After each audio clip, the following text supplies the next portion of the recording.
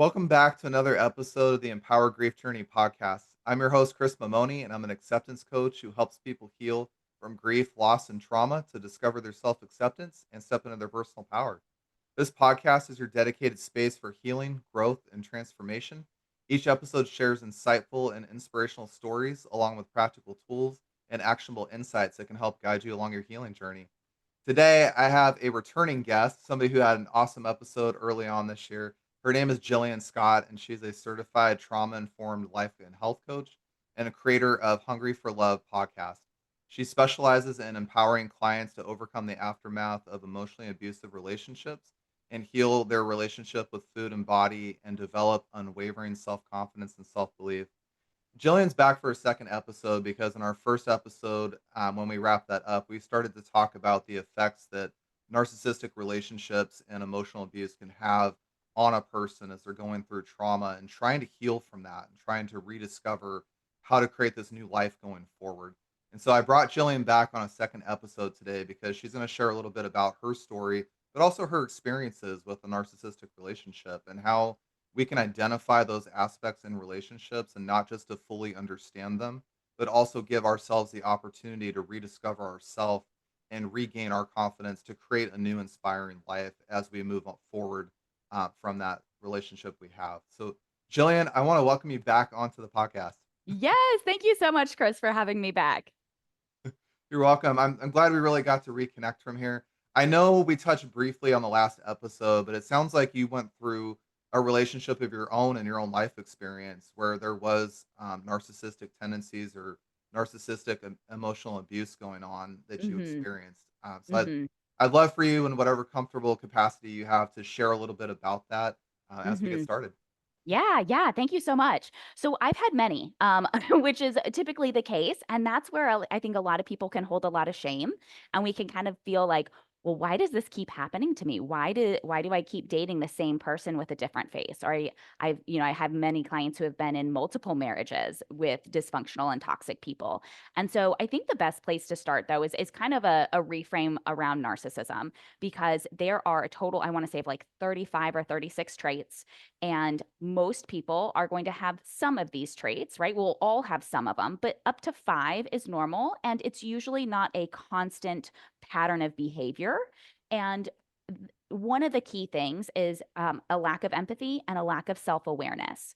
And so it's really hard for narcissistic people and those who have this trait to really honestly be able to look at themselves and accept it because it triggers their shame and they can't stand the shame.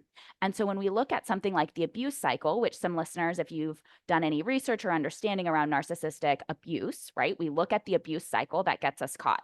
It is actually how I see it is you are in a shame avoidance cycle. So their shame gets triggered. They lash out in maybe a controlling, demeaning, manipulative way because they are trying to get their needs met. They can't love themselves unconditionally the way they are. Their shame gets poked and they're like, oh no, this isn't safe. They lash out and they're going to lash out on anyone and anything around them. But sometimes they have their favorites, right? And so then they lash out on you.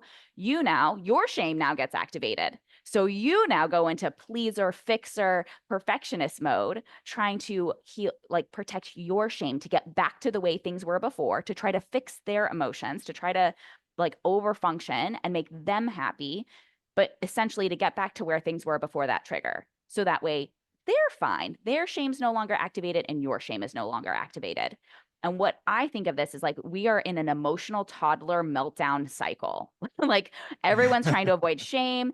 Everyone is just operating kind of in this like survival emotional immaturity level. And so being raised with a very, I would say he is passive aggressive and covert narcissistic for a dad. Like he was not always the like flamboyant, I'm so much better than everybody, but it was this subtle playing the victim, passive aggressive, snarky comments, rage out of nowhere for the most ridiculous things where like you feel it. And as a young kid, and especially as daughters, to have daughters now to be looking up to this man who is supposed to be protective, it's like it really creates a lot of trauma, a lot of wounds. So there's abandonment, there's shame, there's a lot of self-doubt that we grow up with. And that it becomes a breeding ground for where I pick up toxic traits because I grew up with it. Even if I am not, I don't think I'm a narcissist. I would not categorize myself that way, but I have had toxic traits. And I think when you get to that point of healing where you can truly see and acknowledge your own dysfunction and you can take ownership of that and say, oh, yeah, in that relationship, I was probably more of the toxic one. I had more of these issues. That was me, and not run away from it. Like that is a huge sign of growth. Not to throw myself under the bus, not to shame, not to, minimize or justify, but just to be able to evaluate. But narcissism, I see as like it's emotional immaturity. So we often grow up in dynamics like this. I would say, I mean, my thought right now is probably half of the population. They are very extremely emotionally dysfunctional, emotional children running around at 40, 50, 60 years of age, right? So you have these what look like adults, but actually are emotional children trying to raise children, or they're in the dating scene, right? And so there's a lot of entitlement, there's, outbursts of anger. We can see these traits, but when we can really understand it as, okay, this is an emotional child, they're emotionally stunted, they're trying to avoid shame at any cost, even if it's at your expense, right? And all of this is happening very subconsciously. And because they can't look at the shame, they can't look at the trauma, I don't think they can really find healing and growth. Like it really takes a lot for them to be able to change. So even if they go to therapy, they live in a fantasy land to where it's not really effective. It's not really helpful. It's not actually changing anything because the stories that they tell and the way that they're explaining things is not really accurate in terms of reality, right? Like they live in this fairyland. So it's good for us to understand, and we can hold some compassion, right? This is where we want to hold some compassion and understanding because this is not about labeling people. And I know we talked a bit about this before we started recording of like, this is not about pointing the finger, labeling, trying to just insult and like smear somebody's name. This is about understanding the dynamic so that one, you know how to break it. And number two, so that way you can look at what healing you now need to do. And so much of what I see in this kind of narcissistic emotional abuse world is who are they? Can we label them? Can we point the finger at them?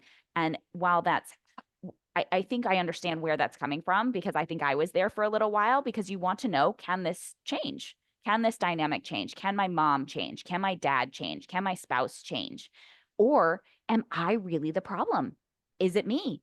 Is it me? And there's something so flawed and so wrong about me, or like, right? So I understand where we're coming from, but we also need to recognize like, okay, this is the beginning of your healing journey. And there has to be some real understanding of the habits and the patterns that play out because it's why you keep attracting these dysfunctional relationships, dysfunctional boyfriends and girlfriends, dysfunctional work environments, toxic bosses and people and communities and friendships. So I think today is, we'll probably talk more about parents and then maybe like romantic relationships. We'll kind of keep it to that, but you can experience this in any type of relationship. You experience it a lot in the church, in any religion. I've had people come from all different religions or no religion, no religious affinity, and everybody has experienced this. So it's not that it is all men, it's all women, it's all this, it's all that, right? It's uh, it affects everybody. Yeah, Jillian, I appreciate what you just shared with us the last few minutes, talking about an overview of narcissism, because I do feel like one of the biggest struggles we're having in society right now is that that word and that label gets flipped around a lot, like a burger at McDonald's. I mean, Yeah. the the glimmer that somebody shows one trait of narcissism, somebody's pointing the finger, going narcissist, and they just Yeah. they latch to it, and I think that the term has been washed out so much that it almost loses its meaning and its purpose of things. And I can share, I wouldn't be able to have this conversation with you 3 years ago. I wouldn't be there. But I can Mhm. share that, one of the places I try to help people are in narcissism groups on Facebook. And I try to get Mhm. people out of that mindset of things because what's Yeah. sadly happening is when you start researching narcissism, I will say that's one of the first indicators you might have that in your life. And the key word there is Mhm. might. I didn't say you did or you have, but I said you might have it if you start researching it. The thing that I think is very hard for people that go through narcissistic abuse is that you end up becoming somebody that you're not. And that's the really hard Mhm. part to take a look at. One of the things that I learned from a Tony Robbins video I watched is he said, if you're going to blame people for all the bad they do, you better blame them for all the good too. He said, blame effectively. I carried this Mhm. thing over to narcissism and said, just Mhm. like you brought up a few minutes ago, that we can always point the finger outwards. We can always look in Mhm. our external environment to blame something or someone or something, a behavior and action for why Mhm. something's happening. But it is also very hard for us to point the finger back at ourselves and say, Mhm. what's my contribution to this? What did I tolerate and allow that put this situation in motion? And what choice did I make, by the way, that pushed it forward instead of taking myself out of it? I think Right. there's so much when you're going through a narcissistic abusive relationship, and I've been through many with employers, I've been through it with in-laws, I've Mhm. been through it with Mhm. people. Mhm. You turn into somebody you're not, and you get into that Mhm. heightened, triggered emotional state, really Mhm. being a child throwing a tantrum is the best way I can describe it. And that's Yeah. not to be disrespectful, by Yeah. the way, because I was there. And when you have that moment, by the Yeah. way, that you actually can break free of it and you start seeing Mhm. yourself and you go, "Whoa, this is not me. This is not Right. who I am. This I can't Yeah. believe that I'm this person right now. Like, what the hell happened? I just lost myself." Um, that's the place for growth, and that's the place that I think Mhm. you can look at a narcissistic relationship and really start evaluating not from emotion, but step into logic a little bit and really Yeah. start identifying what are these traits? What are these aspects of this thing that happen? What's going Mhm. on with this other person? Mhm. What's going on with me? And, Mhm. do I Mhm. have to? Is my favorite phrase in coaching. You don't have to all the time. Yeah. Yeah. Um, take back control of your life. So the thing that I want to touch on really quickly that you brought up early on is just that narcissism is a personality disorder to a degree, but it is Mhm. not just a one-off behavior that somebody Mhm. shows you. It's a Mhm. perpetual pattern of Mhm. things that happen Mhm. over time, and it's something that you Mhm. can consistently see that Mhm. happens. And Mhm. I've come across to find in all the narcissists I've met in my life that there is a complete total lack of empathy because like you said, Mhm. they live in a fantasy world and empathy Mhm. doesn't exist there. What does Mhm. exist is how can I get my way? How can I Mhm. manipulate other people? How can I Mhm. self-serve myself to get what I want to meet my Mhm. needs? But it's Mhm. always at the sacrifice and detriment of other people. And that's Yeah. what's Right. that's when you see that long pattern and you see that come out, that's when Right. you can break out of that emotional response. Right, right, and usually you're seeing multiple traits. There's many traits being shown, and it's not gonna be all of them. There's very few people who actually have every single trait, but they will Yeah. show many traits, 12, 15 core different traits that they are gonna have on a consistent repeated basis. And that is something now to look at and to recognize it's not, like, do don't try and convince them of who they are, right? Like, this is where Mhm. now you get to accept who they are and then the impact that this has had on you and your life, your ability to believe in yourself, your ability to think and talk nicely to yourself, your like how you show up, how you set and hold boundaries with other people. Because one of the biggest things, especially being raised by anybody narcissistic, is you will excuse, justify, and minimize bad behavior in other people. You will always want to see the good. You will always be like, oh, it wasn't that bad because that was used against you, right? You will bring up this issue when you're like, this was not okay. And they'll say, well, look at all the good that I do, right? Don't look at me blacking out last night from alcohol and being so drunk I couldn't function and help you with the kids. Like, I took them to school this morning. That should now outweigh what just happened, right? And so it's like Yeah. you have a really hard time often being able to find resolutions and find like actually feel heard and valued and seen. And so because they minimize their poor behavior and their abuse, you now tend to do that. And that is often one of the cycles that we find ourselves in. It's why we get stuck in additional relationships, additional cycles like this. It's why we stay so long, is because we keep minimizing what they're doing. And a part of that has to do with grief. So when we really look and accept who they are, the fact that they don't love you, they do want to blame you for all their problems, They like this when we think about it, most of the time with people, we want to see them as like they're good and that's who they normally are. And then, sometimes they get stressed and they have a bad day. And then that's when they are maybe mean or aggressive or condescending or rude or whatever, right? But we often put it as like, but that's not who they really are. And now, when we realize and we accept this is who they really are, we have to accept that all of these negative traits, that's who they really are at the core.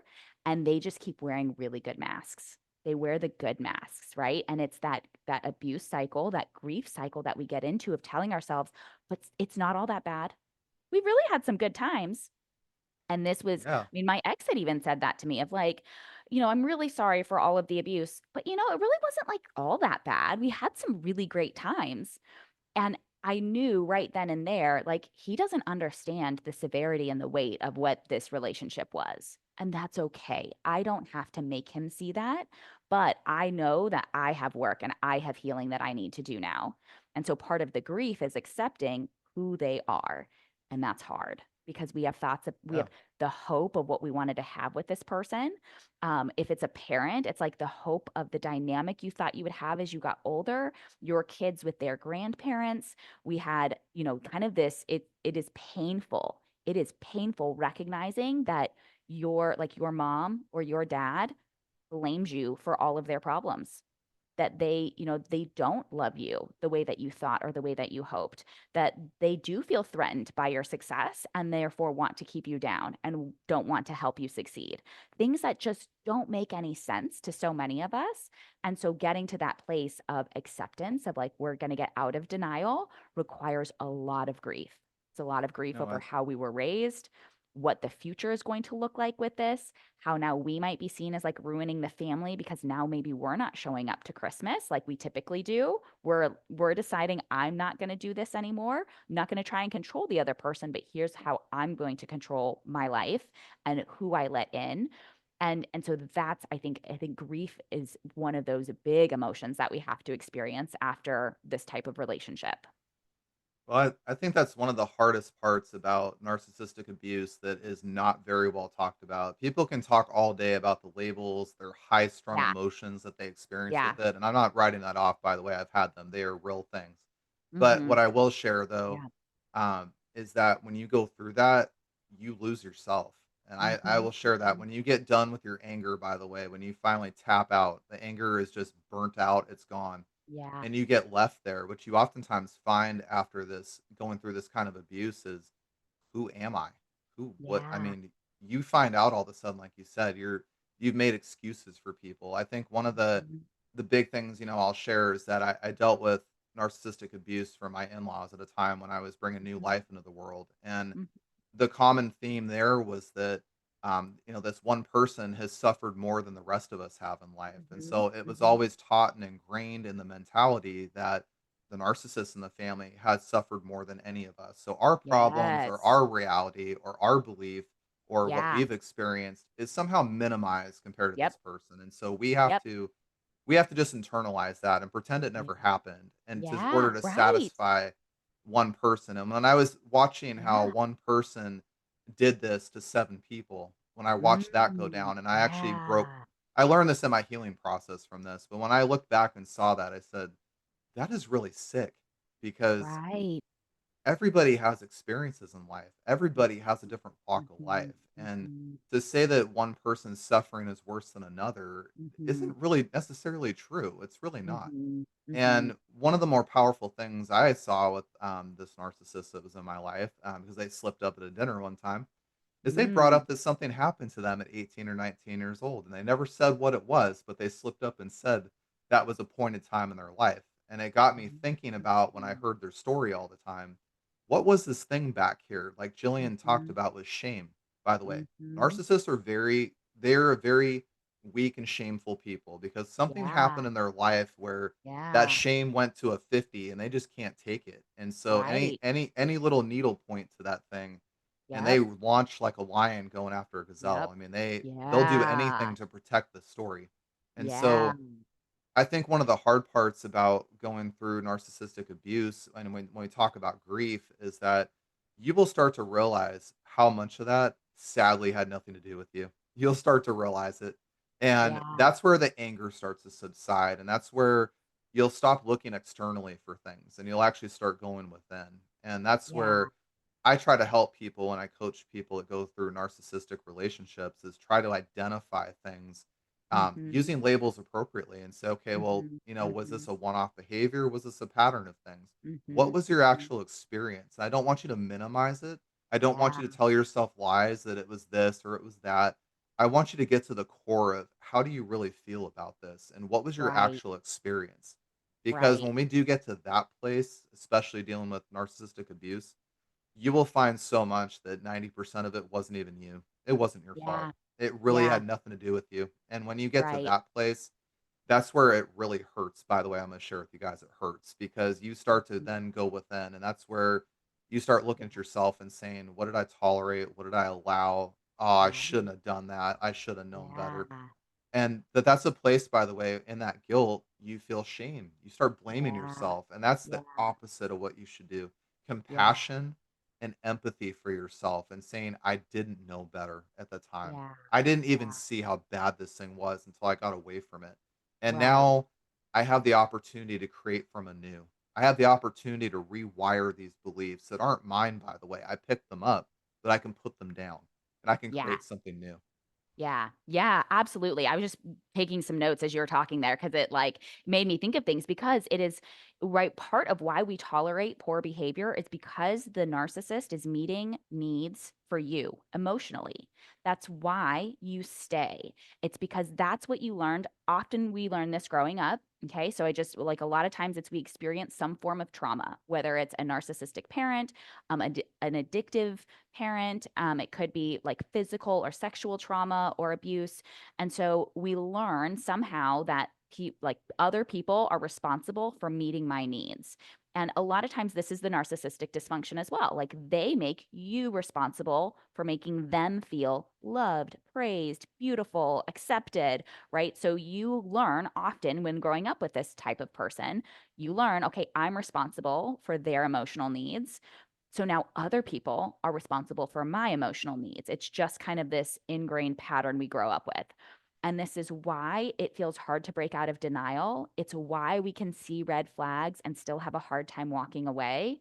It's why it takes us so hard to get to acceptance. It's why we put up with so much crap in the relationship for so long, is because they were meeting emotional needs for you. And when you can understand and identify what those needs were and you learn how to meet those for yourself, that also becomes part of the healing and part of the journey is noticing, like, oh, I felt so special and so chosen. And part of my worthiness was wrapped up in them and them wanting me, them choosing me. I couldn't let them leave. Like, that's how I feel special. And if we also kind of like add on some other wounds, it's like them leaving would trigger shame, them leaving would trigger abandonment, right? It's like we, and we grasp to those good times because we had really good times. And often there's love bombing at various points, but especially in the beginning, it's like we're always trying to get back to that good time. And we rely on those good times. And we keep thinking of those as like, well, it's not all bad. I remember telling a girlfriend that for like it had come up a couple times to where she pointed it out. And she was like, Jillian, every time you like hop on and start sharing, you are always justifying and trying to like minimize and Mhm. like prove to me and maybe prove to yourself, like, but it's not all bad instead of accepting this is bad and this is not okay. And it's part of our brain trying to keep us safe. And if if somebody is responsible for me feeling loved, if they're responsible for me feeling special and good enough, I need them. I can't let them go, right? I can't let them leave me. I can't leave them. And that is part of this trap and this cycle of like why it's so hard to leave.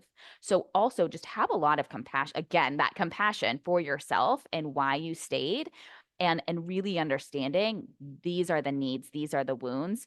And often we can go back to like, this is what I learned as a kid. These were the wounds that I experienced in childhood. And that's why it felt so hard to let go, whether you are 30 years old or 60 years old or like, it still impacts us.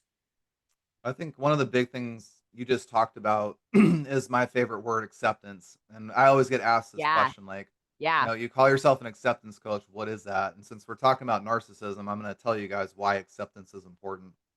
acceptance doesn't mean we like it, and it does not mean we Yeah. agree to it. That's not what it Yeah. means.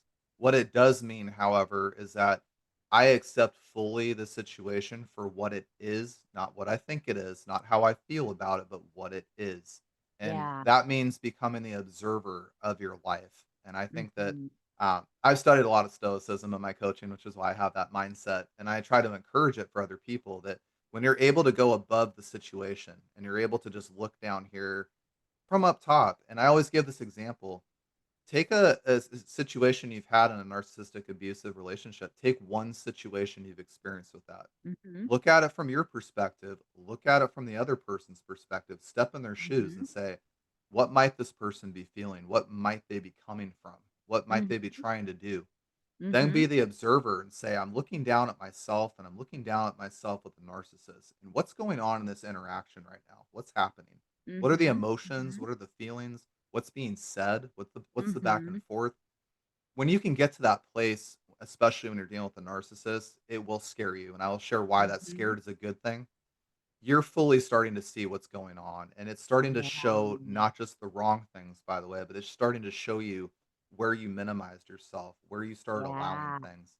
And it's starting to really, I think of it as like cracking open an egg, and inside that egg is the real you. That's the one that's Mhm. starting to, you're Mhm. starting to pull apart the eggshell, and all of a sudden you start poking up and you Mhm. start seeing yourself again. And it's like meeting a brand new person, and you're going, whoa, wait a second here. Like, what's going on? And it'll feel uncomfortable in that acceptance phase. It'll feel uncomfortable because you're used to justifying and making excuses and saying, "Well, it wasn't all that bad. We had good times." Yeah. But we Yeah. my favorite one that the narcissist in my life used to say all the time is, "But we're family." I go, Yes.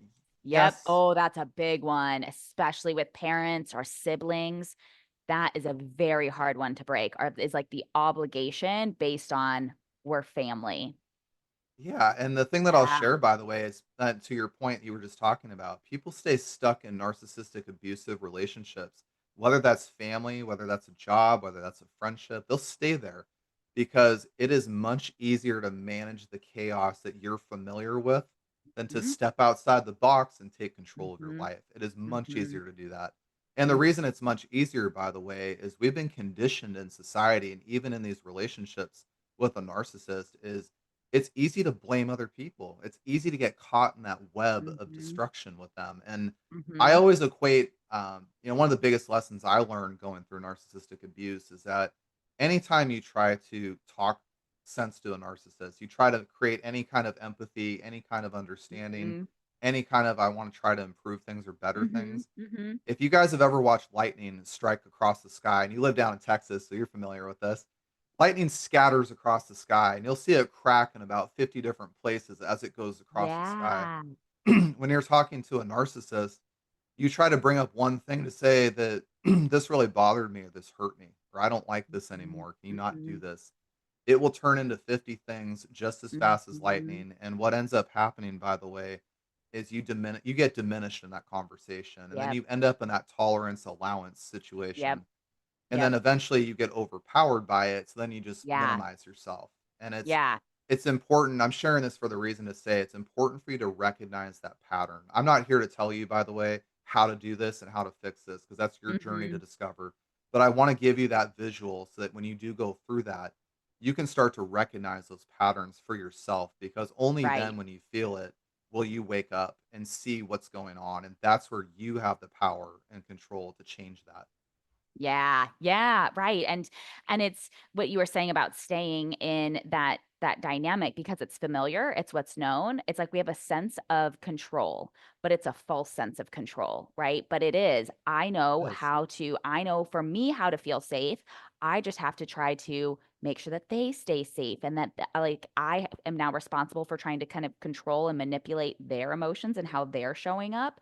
And we never know when something's going to bother them, when something's gonna piss them off, put them into, like poke that shame, and now they're either screaming and yelling, or maybe they're giving you the silent treatment. Maybe they're like, they don't talk to you, they ignore you, they pretend like you don't exist, they like will step in front of you and the kids, and just like it is a form of abandonment, it's a form of emotional abuse, but we don't always know what's going to trigger that. And so that's why we stay on this hyper vigilant alert state of like, we're always trying to account for that. It's like, but I stay safe because he is safe, or because she is safe.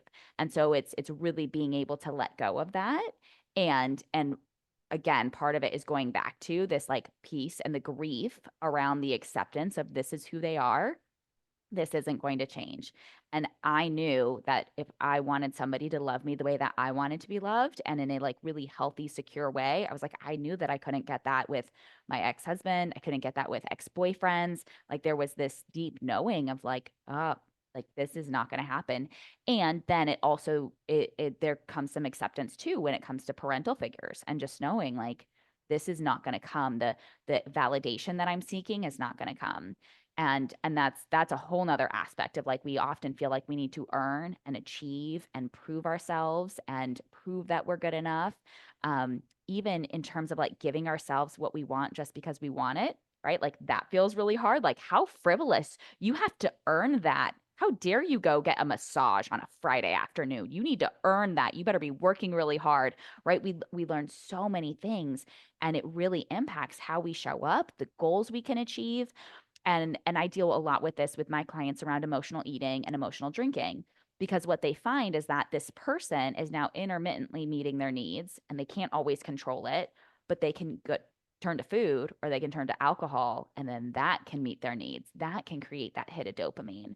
And so again, it's just that misplaced emotional needs and where we're looking for it. But it's very easy to start emotionally eating in this place, trying to feel better, trying to re-regulate your nervous system when it's been completely hijacked, and really just try. It's like trying to escape. A lot of times is what that comes from, is like we're trying to escape life, escape the situation.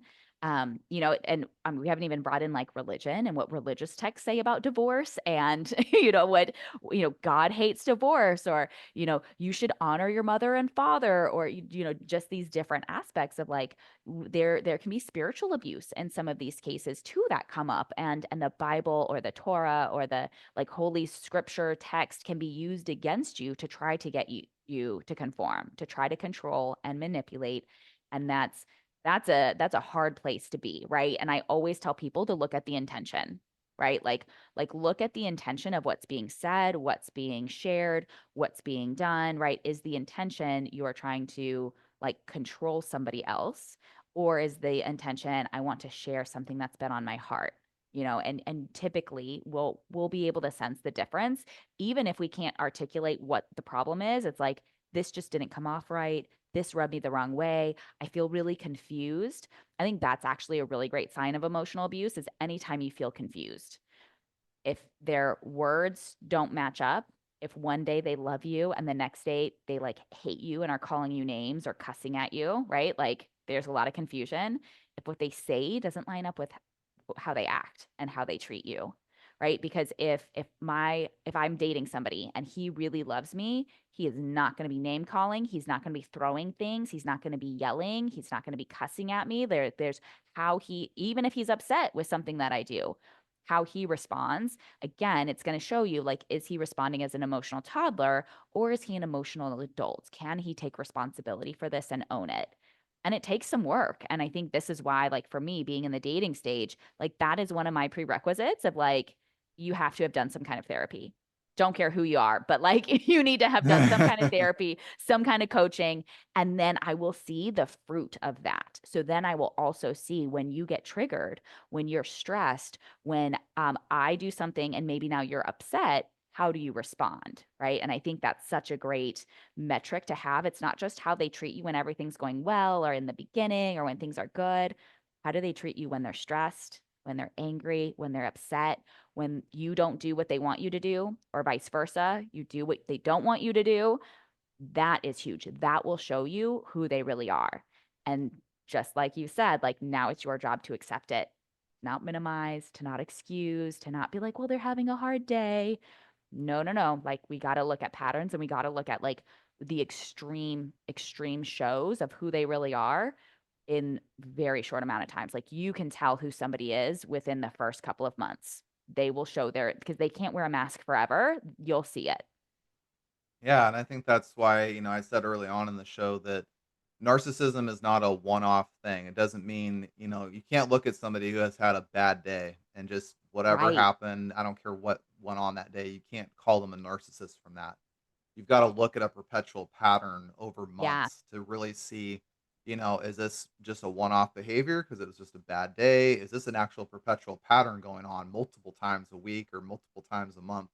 And is this a consistent way of how they react to things? And I've learned, by the Yeah. way, narcissists are very reactive people. And something I Yeah. teach in coaching a lot, there's a big difference between reacting to something and responding to something. Those are very, Yeah. very different outcomes. And Yeah.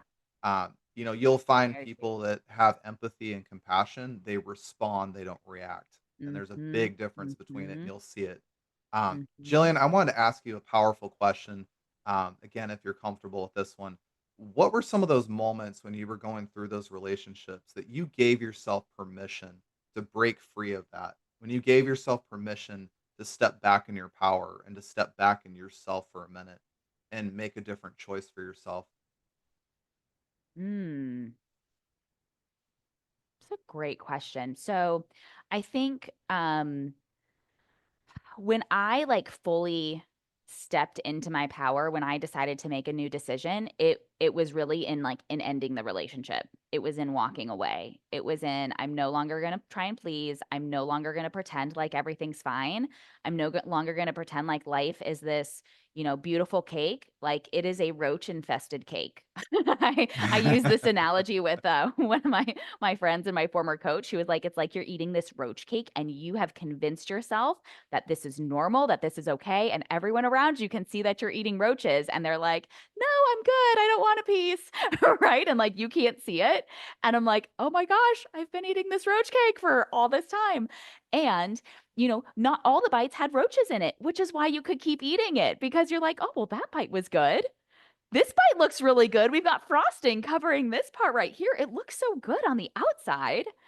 But when nobody's looking behind closed doors, it's another story. And so for me, what I noticed was the reaction tended to come more towards the end of the relationship as I was standing up for myself more and I wasn't really backing down. I wasn't trying to please. I wasn't trying to placate. But it really came from being able to leave the relationship. So to be able to tell my ex-husband I wanted a divorce, like this was not working. And what I also realized there was I wanted him to be someone he didn't want to be, and he wanted me to be somebody I didn't want to be.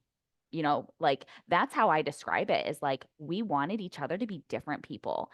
And I don't need to name call. I don't care what he says about me, but like I know he is very concerned about how I talk about him. He doesn't even like that. Like, he very much wants to control my narrative of the experience. And so I own it, but I feel really good in recognizing like, yeah, like I wanted him to be somebody that he wasn't. And that's okay. But it took getting to that place of acceptance and peace and being able to walk away and also be willing to feel all the emotions that came after that, all of the grief, all of the abandonment, all of the sadness. Just like with a dating relationship that I was in that was also very toxic. And again, it was being able to walk away and being able to see, like, oh, he actually has been lying this entire time. Like, complete false sense of reality, claiming to be, in the process of getting divorced and still very much married. No, like telling us two different stories, like just such wild lies, wild and things where it was like, he didn't even have to lie about that, right? Like, that's part of what was confusing because it would be like, well, why would he lie about something so small? But I'm pretty sure there were other women too. Like, he wasn't just cheating on his wife with me, there were other people. So it's like it was getting to this place of like being willing to say like, okay, I see him for who he really is. I'm going to stop lying to myself now. I'm going to stop pretending he is this person that he's actually not.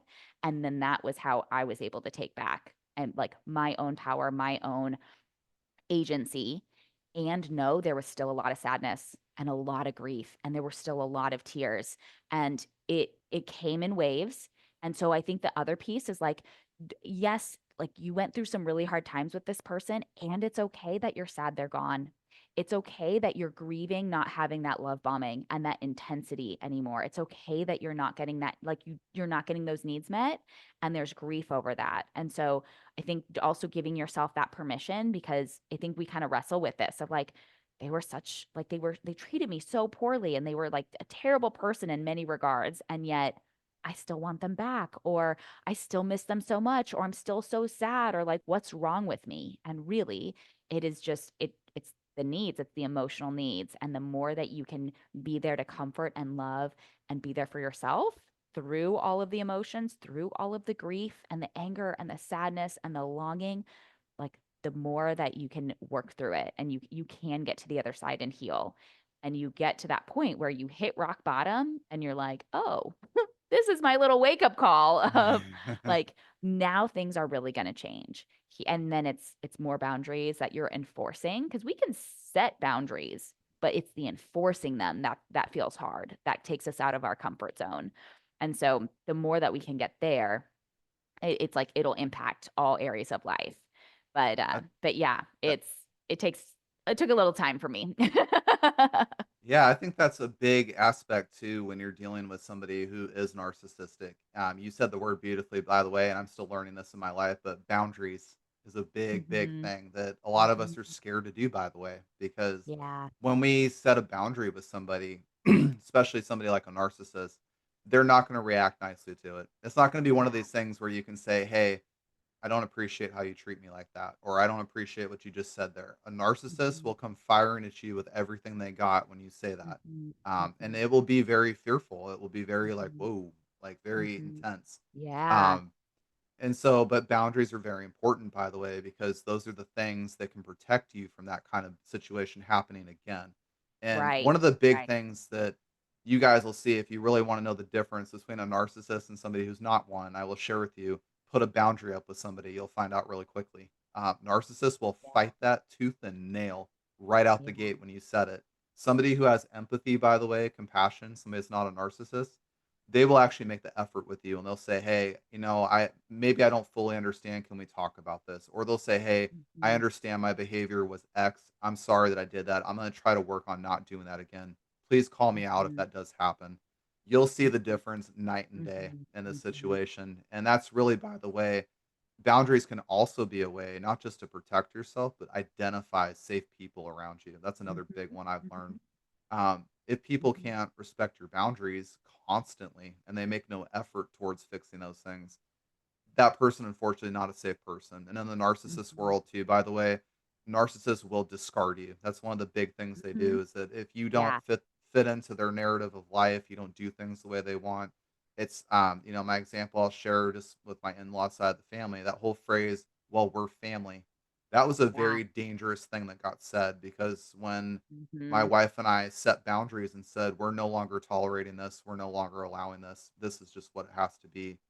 We were chucked and discarded real fast in point two of a second for Yeah. not falling in line. And it can Yep. feel, by the way, like Jillian said, it can feel like abandonment because you're just sitting Yep. there going, what the hell? This is supposed to be family. Like, these are supposed to be people Yeah. that are, this has been my friend of 20 years, or this has been somebody that's been Yeah. in my life for a long time. And now I'm just Mhm. thrown out like a piece of garbage. Like, what? Mhm. It causes that Mhm. confusion. And that's where Yeah. a lot of people that go through this kind of abuse get very angry. And I don't Yeah. blame you, by the way. Your anger is Yeah. warranted. I'm telling you that right out the gate. But that anger, by the way, points to a part of you that loves you the most. And that's another big Yeah. lesson I've learned. That anger, by the way, is saying my needs are not being met somehow. I don't feel safe. I don't feel seen. Yeah. I don't feel heard. I don't feel understood. I don't feel respected. I don't feel like this person values me. It's going to come out in that way. So when you are going through this kind of relationship and you get angry, I want you to know anger is valid. I want you to know that number one, Mhm. but I want you to know Mhm. underneath that anger there is something inside you trying to be heard, and you need to Yep. give that thing space because that Yeah. thing, by the way, is going to guide you where you need to go. It's a very Yeah. powerful tool. Yes, 100%. Yeah, and typically you are not allowed to be angry with the narcissist in your life. They Yep. can be angry all they want, but you are never allowed. You can never be angry with them. And so it's like a lot of the people I work with, there's a lot of pent up anger. There are years and years, maybe decades worth of pent up anger. And then they get to the point where they're out, maybe they're in a separation, they've gotten divorced, and they're like, why am I angry all the time? I'm so angry. And it's like, it's all just trying to come up to the surface so that you can process through it and move through it.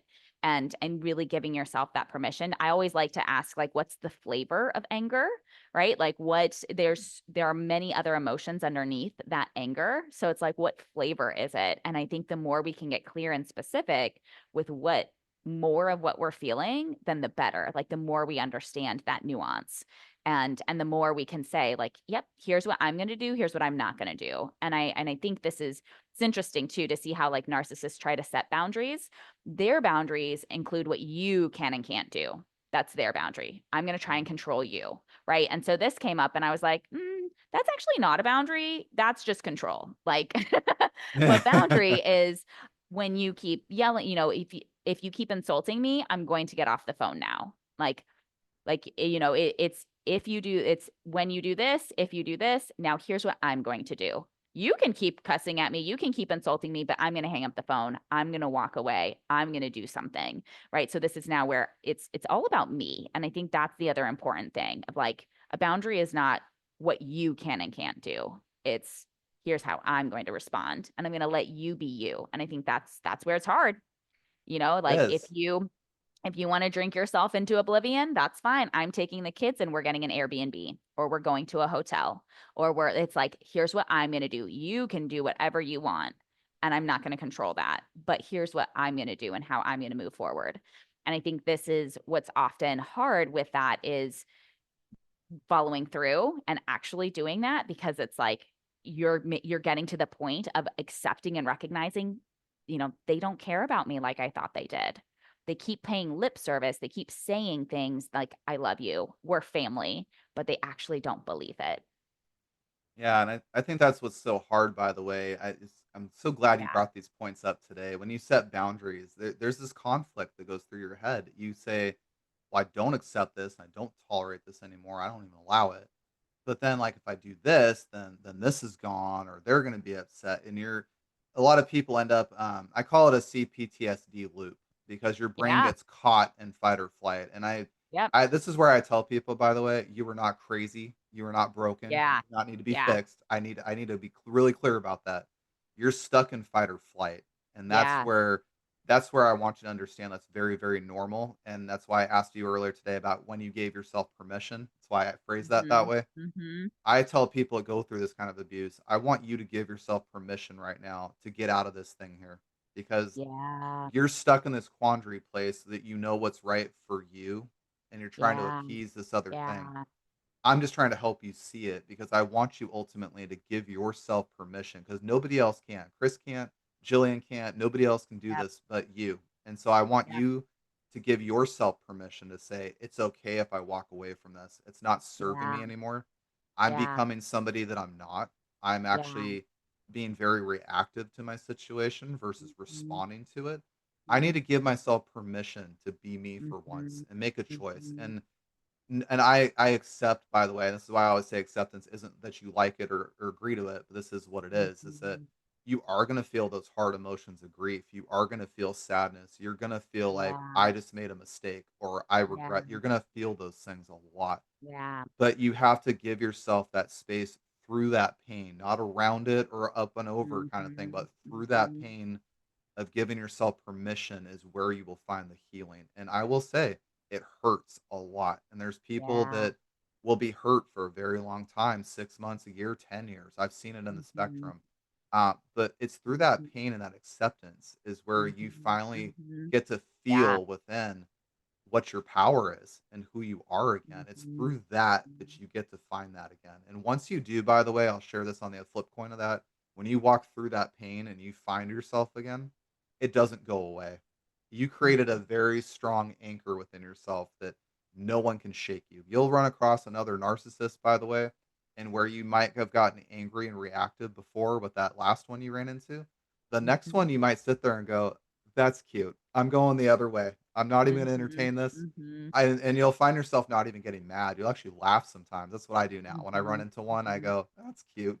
Like, I'm just gonna walk over here. Because you'll see it and you'll recognize it, and that's where you're in your power. You stepped in Yeah. your personal power, and Yeah. you just don't give it the time of day anymore because you've created Yeah. this new life that of who you are, and now that Mhm. thing is so big. The Mhm. narcissist is small. You know how to conquer that Mhm. thing, but you don't have to interact and play with it. That's the best part. Mhm. No Mhm. more no more Yeah. roach pies, as you said. Right, right. Yeah. Yeah, my ability to block people has significantly increased. And I don't, and I'll allow myself to get angry because sometimes I do. Sometimes I'm like, how dare he? Like that was so uncalled for, so extremely rude. Like I'll let myself be angry. But I think it's important that we close that loop, right? And it's like I have to get that energy out of my body and then so that I'm not just staying pent up and anxious and then it can get to the point where it's like, "Ooh, I dodged a bullet." You know? And so it's all a process it's continuing to refine and keep building onto that anchor of self-belief and self-trust because that's often what gets eroded in these types of relationships and dynamics, and if you grew up with a parent like that too, often there's not much of a foundation to be working off of, and so, you get into your 30s, 40s, 50s, and it's like you're building this for the first time. It can feel a little scary it's kind of like, well, why do I need other people's permission? Why do I need somebody else's approval or why do I need them to believe in me so I can believe in me? And it does begin that journey and this is where it's like, embrace your own journey, own it, don't shy away from it and don't compare yours to somebody else because everybody experiences trauma at different ways and different times in their life at different amounts. And like, this is your healing journey and it's there for a reason. Like, can you find the messages in it? Right? Can you find the gift in this of what this is trying to teach you? And when we can like really allow that to be there, it gives us so much more freedom. So, Jillian, I want to ask you a question as we start to wrap up the podcast here. Um, Looking back on your journey, because it sounds like you've got quite the journey with this, and I've seen explosive personal growth beyond Yeah. comprehension out of this podcast today. When you look at where you were and who you are today because of these experiences, what are the biggest changes, biggest gifts that you've seen within yourself after navigating this journey? Yeah, yeah. So, I mean, yeah, it is wild, just mind blowing to think about like what has happened in just the last 3 to 5 years. And then when I look back over the last like 20, like there's been massive, massive change. And so one of the big things is really owning my own greatness and where I am limiting myself and no longer making somebody else the reason why I can't succeed or why I can't do something. I think there can be times where we want to blame them, where it's like, oh, if I can just get out of my parents' house, if I could just divorce this person, if I just break up with this person, then I'm fine. But what we don't realize is like their voice kind of stays in our head and it becomes our own. And now we have our own narky voice that lives in our own head, right? And so it's like really being able to identify and see it and like choose to put it down. And for me, I would say like I know a lot of people lose themselves in relationships, and I started thinking about it and I was like, I don't know that I ever found myself. I might have lost myself back in like 8th grade. Like it was such a long time ago. It really, it's like it had nothing to do with husband one or husband two. It had nothing to do with these boyfriends. It was like it really goes so far back to different experiences and what I learned and what I made it mean. And so really like letting go of like, oh, I don't have to blame them too, right? Like not giving them so much power and so much responsibility and looking at, okay, now where's my growth and what do I need to step into and lean into? And that's been the big thing of like, okay, I can tell myself all the ways I can't and I can keep up this story or I can start telling myself I can. And that also feels scary because we fear failure and we're risking certain emotions and that has been the biggest thing of like I can handle any emotion and I'm willing to sit with and feel any emotion as long as I need to, as many times as I need to. And when I'm not fighting and resisting, it moves so much faster. And I would say this goes for like everything from disappointment through like depression. right? Like when we stop fighting, stop avoiding, stop resisting, and we can actually make peace with that, we get further faster. I think that's really well said, Jillian. I appreciate you sharing that on your journey, the things you've learned through these experiences. Because what really stood out to me when you were talking, by the way, is an old saying I've heard ever since I started coaching in 2018, is that it's so easy for us to focus on the negative. We can always say, Mhm, I can't. And we can come up with a million mhm, things. If you were to ask mhm, any person today, or some random stranger on the street, what they can't or what they didn't like, they're this quick with it. But if you mhm. say, what do you like? They have to think about it, and I think that that's Yeah. the big power shift when you actually sit with yourself like you have and done the growth work that you need to do. That Mhm, starts teetering the other way, and you start actually mhm, putting strength in the positive. You start putting mhm. strength in the I can versus I can't. Yeah. And Yeah. I just love your story that you shared. Yeah, yeah. Thank you. Thank you. Yeah. And thank you so much for having me here. This has been so good. And I know we could keep talking for such a long time about this. Yeah. But I think this is, like we've really given kind of this springboard for people to jump off of and to run with, to really find their own ownership of like, what can I own? Not taking over responsibility or feeling like they caused the problem or it's like really but owning and recognizing like here's how I've been showing up and here's how I can start to change that. And sometimes we don't see all of the small 1% changes that happen day to day.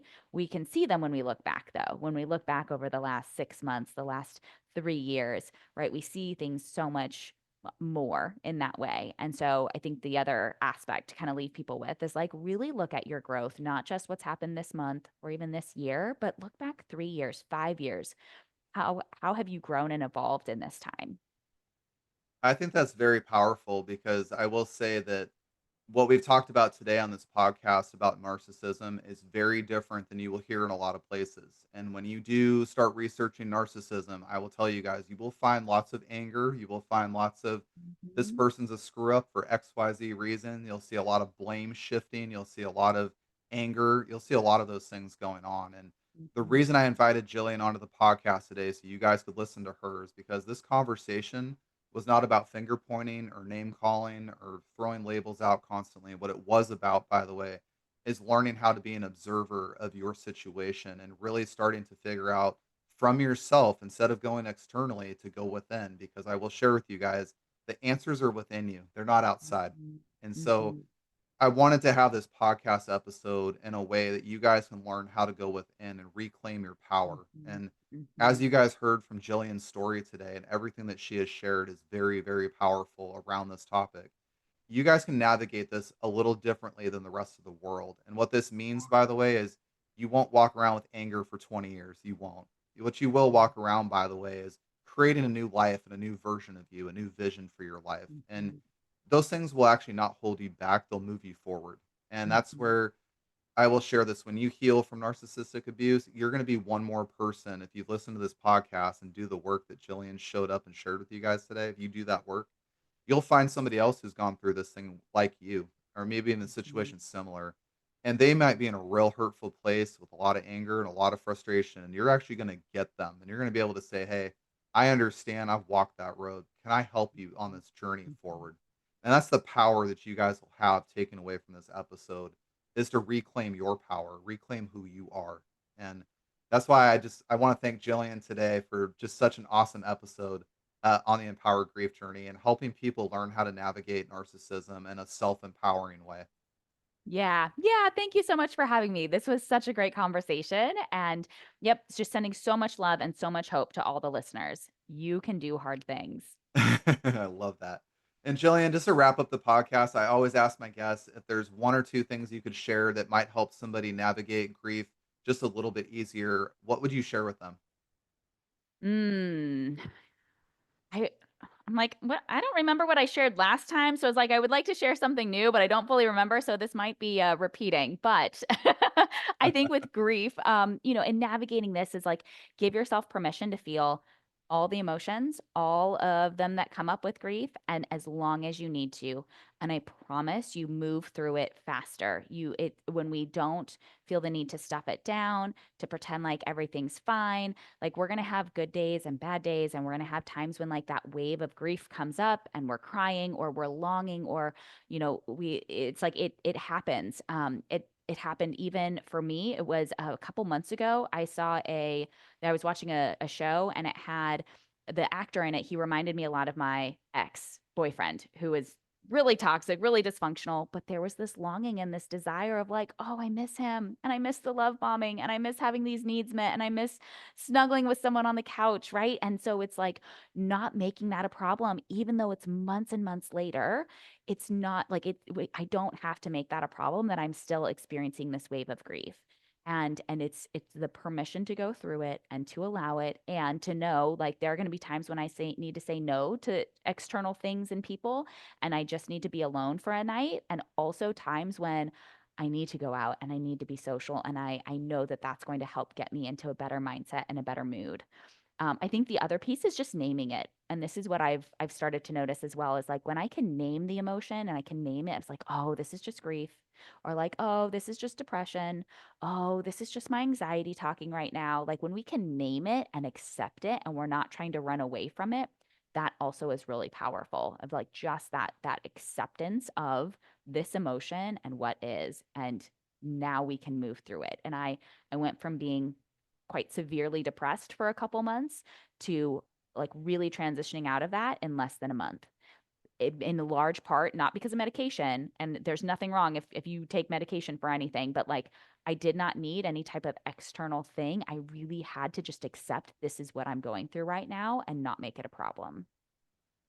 That's beautifully said, Jillian. And I think we all have that power locked within us. And when we unleash that, that's when we can step into our power. So I just Yeah. want to thank you for sharing those tidbits on grief and helping people navigate through that. If people want to connect with you after this episode, where can they find you? Yes. So the podcast is Hungry for Love. You can come listen over there. I'm also on Instagram at Jillian Amadea, and you can find me online at bodyyoucrave.com. Well, thank you. And for listeners, I will have Jillian's links in the show notes. So when you guys get done listening to this podcast, definitely go check her out. Go follow her. She's been one of my favorite guests I've had on the podcast this year.